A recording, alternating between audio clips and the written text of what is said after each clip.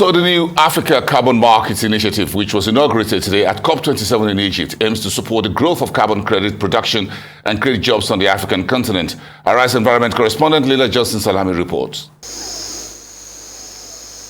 Every year, Gabon's forests absorb 140 million tons of carbon dioxide, according to the UN, which is equivalent to taking 30 million cars off the road. And in 2021, due to successful forest conservation efforts, the country became the first country in Africa to receive results-based payments for reduced emissions.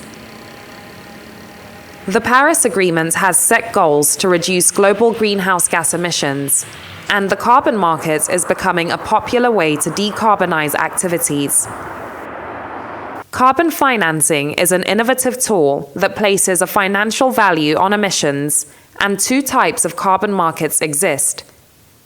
In the compliance market like South Africa's or the EU's, laws require companies and governments to account for their emissions. And the voluntary carbon market enables individuals, companies, governments, and organizations to voluntarily offset their emissions by investing in sustainable projects. The new Africa Carbon Markets Initiative has been inaugurated at COP27, aiming to support the growth of carbon credit production and create jobs in Africa. Led by a 13-member steering committee of global leaders, CEOs, and carbon credits experts, the ACMI hopes to dramatically expand Africa's participation in the voluntary carbon market, which is where most African origin carbon credits are currently sold. A bold ambition, the ACMI aims to have 300 million credits produced annually by 2030. The coalition of organizations behind this, including the UN Economic Commission for Africa, says this level of production would unlock $6 billion in income and support 30 million jobs. By 2050, ACMI is targeting over 1.5 billion credits produced annually in Africa, leveraging over $120 billion and supporting over 110 million jobs. A key target of the ACMI is to raise the quality and integrity of African credits by increasing prices from $5 per ton in 2021 to $20 per ton. According to the ACMI, demand for African origin carbon credits has been growing at a compound annual rate of 36% between 2016 and 2021. However, delivering climate finance in Africa through carbon markets is still minimal. A three-step approach, the ACMI plans on establishing the market in the first decade, maturing it in the second, and establishing carbon credits as one of Africa's top export commodities by 2050. The ACMI may be a step in the right direction, but the complexity of carbon financing could dampen the ambition of the project.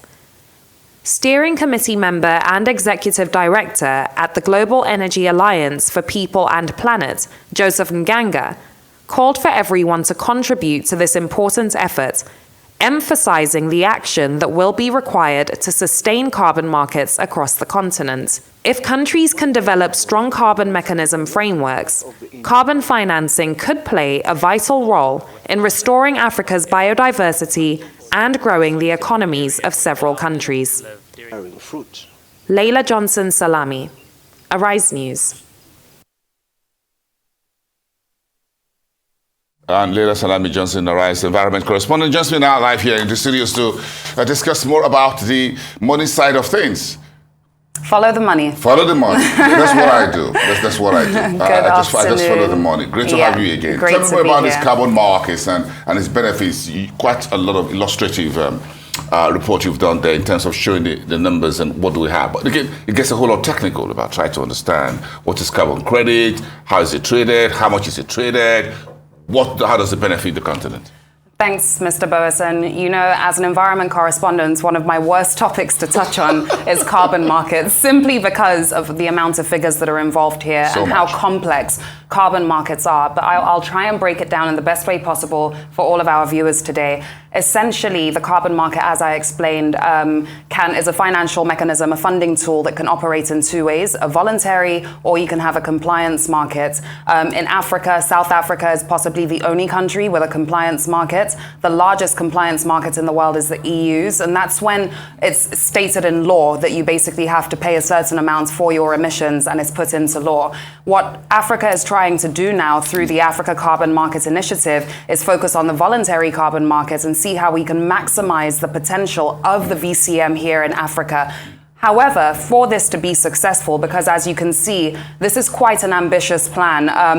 By 2050, we're targeting over 1.5 billion credits produced annually in Africa, leveraging over $120 billion and supporting over 110 million jobs. So this is quite an ambitious target. And for this to be met, it's going to take African countries as well having strong carbon trading frameworks and mechanisms that can support the ACMI. I can use Nigeria as an example. Barely a week after COP26, President Muhammadu Buhari signed the Nigeria Climate Change Act into law. Now, the Climate Change Act states that Nigeria must within a year develop a framework for carbon trading, which the country has actually done. This was launched in August. Frameworks like this will support the ACMI.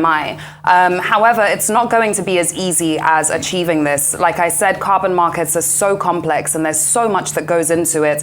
One thing that does sound good is that Africa is looking to increase the price of carbon from $5 per ton to $20, which should hopefully boost the amount of revenue that's generated through this. And if the goals here can be achieved, this is going to be huge for Africa. It's great news for conservationists as well, especially conservationists with forest projects and clean energy projects on the continent that have been looking for ways to get support through carbon financing in the carbon markets. The ACMI should hopefully support all of these initiatives that are currently now going on the continent and boost the growth within the voluntary carbon market and normalize it across Africa. It's only been a few years that the VCM has really taken center stage in the environment world, and there's still a lot of progress to go. So it's great to see Africa looking towards this, but at the same time, I'm sure you expect that there are criticisms towards it too. We've got a lot to do, but this report talked about developing countries needing $2 trillion a year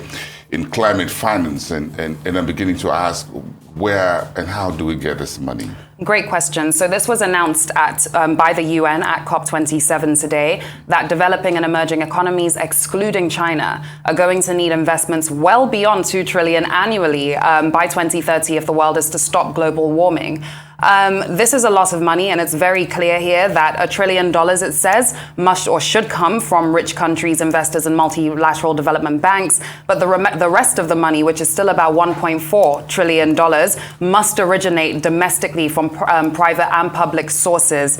So quite a lot of money is needed. And I think this also highlights just how serious the climate crisis actually is. We're not speaking about small amounts here, and it's going to take efforts from everyone, not just rich nations or emerging economies. It's going to be everyone coming together to do what they can. And I think this report makes that pretty clear. It also calls for grants and low interest loans from the governments of developed countries to double from about $30 billion annually today to about $60 billion annually by 2025. So a lot of money is needed.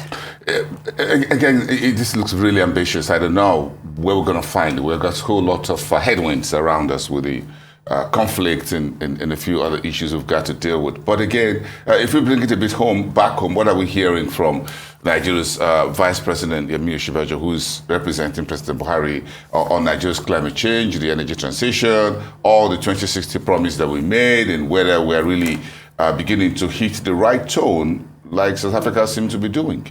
So Vice President Yemi Osinbajo is actually one of the 13 members on the steering committee for the ACMI, which is great news for Nigeria. And comments coming out from the Vice President state that carbon markets can deliver tremendous benefits for Nigeria and Africa, creating jobs, driving green investments, and reducing emissions, Nigeria is putting the groundwork in place today so that in subsequent years, carbon credits become a major industry that will benefit our people. So the Vice President sounds very keen about this. And as we know, he's had several discussions over the past few months with other global leaders with regards to, we spoke about debt for nature yesterday and obviously carbon markets too.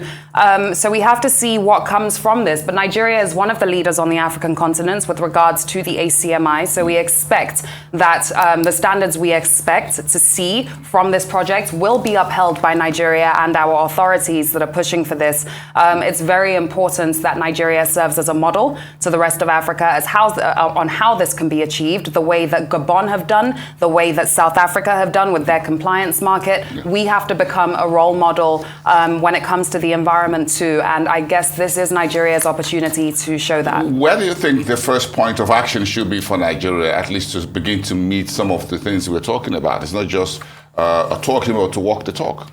Honestly, focusing on forest projects and clean energy projects, which is currently where most of the focus on carbon markets in Nigeria actually is. But Nigeria is less than 10% of forest is left in the country today, and we have to be able to reforest Nigeria. And that should be one of our key and main focuses here. Obviously, clean energy solutions is a big one too. We are still we're still very reliant on wood for energy, for example, firewood, etc. And we have to start transitioning away from that. There are projects today in Nigeria, clean energy projects that I know are supported on the voluntary carbon market by regulators such as Gold Standard, for example. But we need to see more of that. So support for forestry projects, support for clean energy projects would be a great starting point for Nigeria. And then I believe Nigeria is also looking into a carbon tax mechanism too, which is quite interesting. And it's going to be interesting to see how carbon tax is received in Nigeria,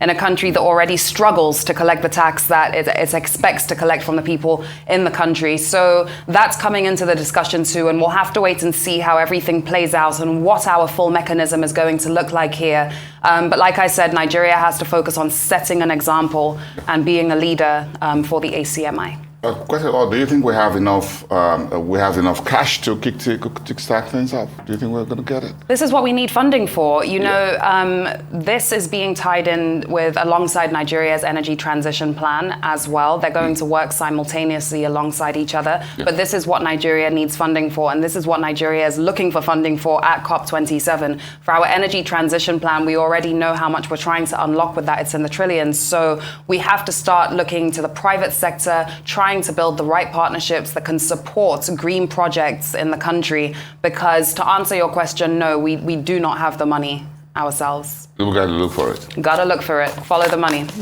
Follow the money. Laila Salami Johnson, thank you so much for your time. Mr. Bosa. Arise Environment Correspondent.